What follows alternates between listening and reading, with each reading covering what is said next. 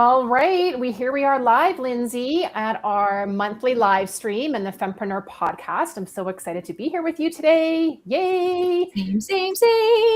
All right, so hello everybody, and welcome to the Fempreneur podcast. So this monthly live stream and podcast that Lindsay and I do is an extension of our Business Accelerator Mastermind.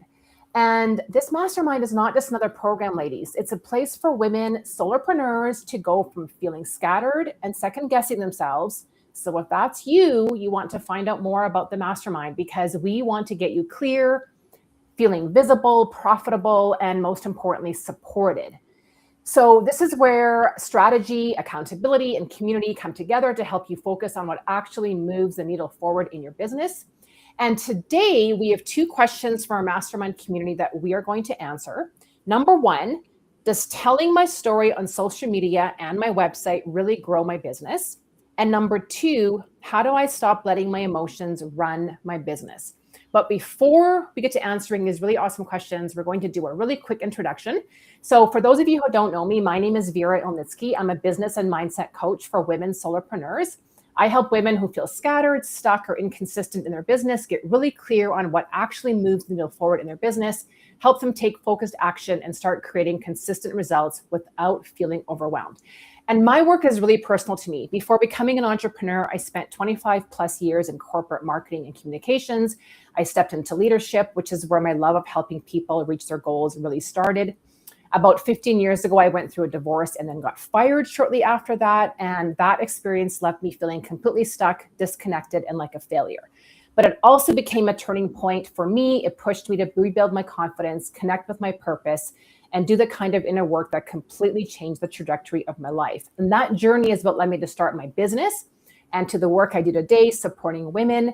And it's actually how I met Lindsay as well, because now we get to run programs and community groups for women solopreneurs together. So we partnered late last year and we are just so excited to be here. And Lindsay, I'm going to turn over to you to make an introduction for those of you who don't know Lindsay, the Lindsay Berry.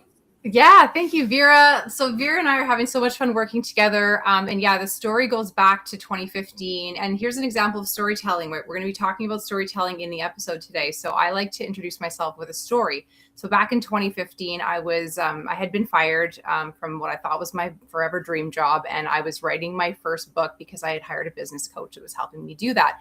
And along the way, I was just sort of throwing darts randomly at the wall and being like, what's going to stick here marketing wise? And just playing with social media a little bit because I could. And I stumbled upon some really cool marketing secrets that, we're going to share a couple of them with you today on the podcast. So, I basically ended up starting a marketing school. People were asking me like, how are you doing all this stuff online? Like, how are you showing up consistently with like ideas of what to talk about that's actually driving traffic to your website? So I created my own marketing school, and that's how I met Vera. Vera was a client for a while, and then we were like, we need to partner up. This is a no-brainer. And we've been having so much fun working together. And what our business looks like is, like Vera said, we run a mastermind where we get together with fempreneurs every Tuesday. We have a big group of women that we collect. We gather them once a month in Calgary. And we also do some private CEO coaching. So that's us in a nutshell.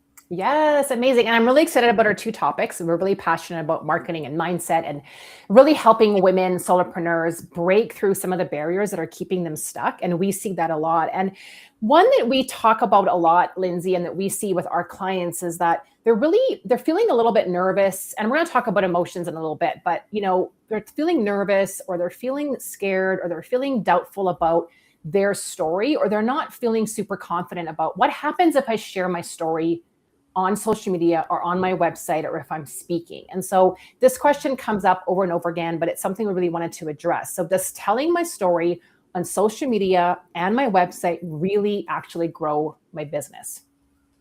Well, short answer, when done correctly, yes. However, we see a lot of women out there talking about themselves in a way that doesn't allow their ideal clients to insert themselves into that story. So that's where the storytelling won't work. If the story is about, I always wanted to be an entrepreneur from when I was a little kid, or, if it's like all about you and I really wanted to be able to sail around the world on a yacht, so I started a business. That's not helping people connect to your business in the way that they will be like, I need to hire this person to help me. So you've got to tell your story in a way that actually pulls them in and illustrates the problem that you solve in your business and the way that you solve it. So, you know, for example, I shared my story. I talked about how like, I was like, I don't know what to do with my marketing. I'm just going to throw darts at the wall and I'm going to, you know, do a bunch of research and I'm going to figure this out. Right. And then I shared things with women through my marketing school. And then I started taking on coaching clients, which is how I met Vera. Women entrepreneurs can insert themselves into that story. So figure out how you can do that in your business is, I guess, the answer to that question. Do you have anything to add to that, Vera? Well, you know, it reminds me of when I started my business and the first time I was on a speaking panel and we were talking about job loss. And I started talking about the fact that I got divorced and then shortly thereafter I was fired. And as I'm talking on this panel to like, I think there was like 90 women in this room, the back of my mind, I kept thinking, oh my gosh, these women are going to think I'm such a loser. Like I got divorced, no one wanted me, then I got fired. Like, again, I'm not good enough at my job. What are these women going to think? Like, I can't believe I'm actually saying these words out loud in the public. And what was really interesting, I had so many women come up to me after saying, oh my gosh, thank you so much for sharing that. I thought I was the only one. And I hear that over and over again. And we hear that, Lindsay, when we share our stories, like, oh, I totally can relate. I thought I was the only one. And as soon as you start showing a little bit of vulnerability and being honest, it doesn't mean you have to share all your deep, dark secrets. Like, why did you get fired? What was wrong with you? Or like, why did someone not want to love you anymore? Those types of things. But just sharing the experience, because we've all gone through something similar. And all of a sudden it's like that, just that relatability factor, which then leads to trust, which then leads to, I really want to work with this person. And I know that they can help me because they get it, or they get a piece of me and what I'm experiencing. Totally. Yeah. And the more emotions you can insert into the story, the better. That's sort of like advanced storytelling. I definitely didn't talk about yet, you know, the crying that I did for 24 hours after I was fired from my job, or, you know, feeling like a failure. I mean, I definitely add that in when I have the time, and I talk more about the emotions behind what were going on with me, you know, going to the Hoffman process and learning about the fact that every group of women I gather isn't going to feel like those super toxic hairdressing situations, because I was a hairdresser for many years. And I had a vision to start a community of women entrepreneurs, but I was like trying to block it. I was like, no, thank you, because I don't want a group of catty, backstabby, toxic women. And I had to literally have therapy to realize that that wasn't going to happen if I created it with the right intentions and things like that. So yeah, insert emotions into your stories as well. And just know that the first time you share your story, it's like Vera said, it's going to feel weird. You're going to probably have like an emotional hangover after, because you're going to be like, what did I just tell the world on a podcast? Totally normal. And every time you do it, it's going to get better and easier. And you're going to find that you say things that like memories will pop into your head that you'll share, and it'll make your story better. And you really ultimately have to trust yourself. And I would say that's the number one thing we help fempreneurs with in our mastermind and in our private CEO coaching, is we help them get rid of those voices in their head that aren't theirs. And we help them trust themselves, their intuition, the real them that's in there, that's trying to be like, hey, you should do this. But when there's all these other voices that you're listening to, you don't know which one's yours. And so that's a big thing that if you need help with that, join the mastermind. Yeah. Well, and that's a great segue to the second question that we're going to talk about, is how do I stop letting my emotions run my business? And that's really what it is, right? When that voice comes up and people think it's their own voice, like people will say to me, Vera, that's me talking. And we're like, no, it's not you talking. Like if you just step back for a second and ask yourself, do I really believe what this voice is telling me? Do I believe this voice is telling me I'm a loser, or I'm not good enough, or like who would ever pay or for that my I should just service? go get a job, or that I should just go get a job. Let's just burn it all down and, you know, quit. If you stop and think about it, it's not your voice.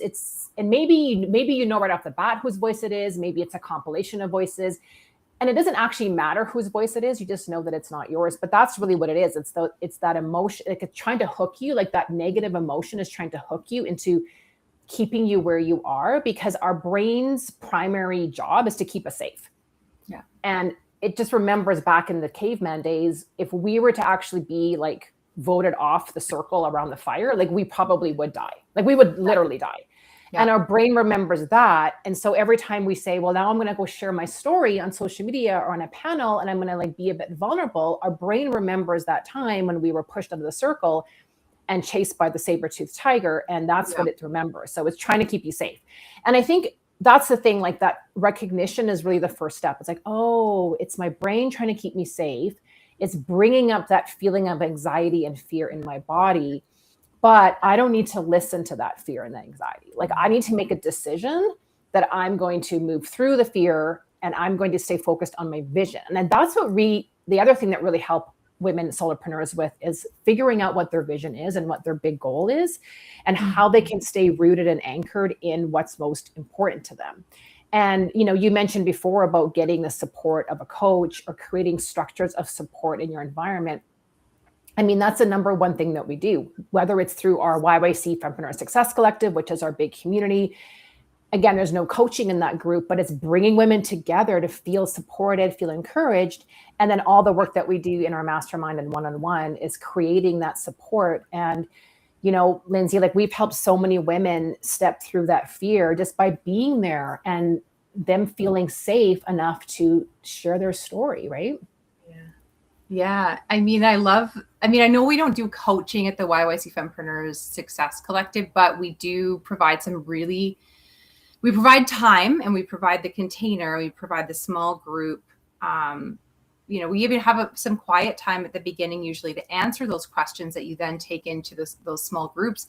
And so if you know that your emotions are in the driver's seat of your business and you want to kick them out somehow, then the first thing you've got to do is set aside intentional time to figure out what's really going on and what those voices are telling you. And sometimes it's not even voices that are like popping into your brain. Sometimes it's literally your mother-in-law or your best friend from high school or your ex-coworker who still works at that job and you've now quit and started your own business. And they're literally texting you and asking you questions, or you're using them to bounce your business ideas off of. Yikes. Like, don't do that. You need to get around fempreneurs. Like you need to join the cult. Like we will keep you safe, Yeah, exactly. And I think, the more that you're around people that are building a business, that understand the challenges, that are also feeling the fear. And you and I both know that the only way to, let's say, like conquer the fear, like the fear doesn't really go away ever. The doubt doesn't go away. Like those voices don't ever go away. They just get quieter and we get stronger.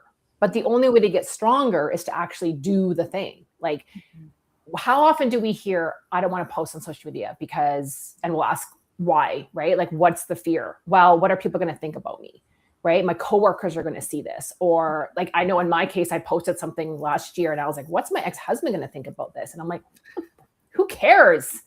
Right? Like, why? Yeah, right. Why is that voice coming up in my head? But that's the thing, right? Like, we're so scared about what's going to happen and what the fallout is. And we've worked with women that in our sessions, in our one-on-one sessions with them, we literally help them craft the social media posts. And then we're like, okay, now you go and we'll sit here and we are here for you energetically and we're supporting you in all the ways. And we want you to go press, the submit button. And there's been tears, right? There's been tears around that because of the fear. But as soon as you take the action, it's like, oh, wait a minute, that wasn't so bad. Yeah. And you get stronger. The next time so maybe the first time, like you said, you go and cry, for an hour, or you need to like go for a walk, or you need to like go punch the punching bag or something like that to get that emotion out or whatever in a healthy way. Right. But then the next time, maybe it's only half an hour that you need to decompress. And eventually it's like, no big deal. I'm just posting on social media and it's great. And I'm getting those clients coming in and I'm feeling super comfortable here. Yeah. And ultimately if running a business, your tender heart out there and opening it up for rejection was easy, everyone would be doing it. Being an entrepreneur, even though it is difficult in the beginning to get these habits and these mantras and these sort of rewirings of our brain done, once you get it going, and Vera and I would love to help you get it going. Once you get it going, it gets so much easier. You have time freedom, you have money freedom. You say when, you say where, you say how much, like Julia Roberts says, in Pretty Woman. Anywho, like you decide and you get to create this amazing entity that is all about serving other people. And, the better you get at communicating that on social media through stories that your ideal clients can insert themselves into, oh my gosh, like it's going to be amazing. Yeah. So it is a decision. You get to be in control. And when you ask for help, the help is there. Lindsay and I would love to help you. So reach out, DM us, come join us. If you're in Calgary or the surrounding area, we meet once a month in person. We also have monthly online happy hours for fempreneurs, which are really fun and also a lot of connection, which is the name of the game. And obviously, we can also work with you one-on-one or in our mastermind, which is an awesome community of women who are building businesses, and they're doing the hard, scary things, and they're doing it and they're seeing results, which is so fun. Yeah. So mastermind girls, pop a comment in the chat. Tell the world a little bit about what you've been up to, specifically how the mastermind is helping you. Any of our private CEO coaching clients, please do the same. Let's gather more women into this community. Again, if you have no idea who we are, this is the first you're hearing of Vera and I, and you kind of want to dip your toe in. First Friday of every month, we do an online happy hour at noon Calgary time. And once a month, it kind of jumps around between the second and third week of the month. Third Thursday of the month. Yeah. We do a free workshop. Oh, the workshop. Yes. Yeah. Yes, online. So, and then in person, third Thursday of the month in Calgary. Yes. Yeah. So, yes. But your two free options are happy hour and that workshop. And we're pretty consistent with running those as ways that anybody from anywhere around the world, not anybody, you do have to be a fempreneur, and you can come and get to know us and meet some of the other ladies in the community. So we'd love to see you. And all the links are in the description. And I think that's it. What else, Vera? I think that's it, ladies. Just go get it done. Let us know if you need some help. Remember, you're doing awesome, amazing things in the world. Your clients need to hear from you today. So go send something on social media, go post something, share some of your story, and watch the results come in. We're super excited for you, and we'll see you soon. Mwah. Bye.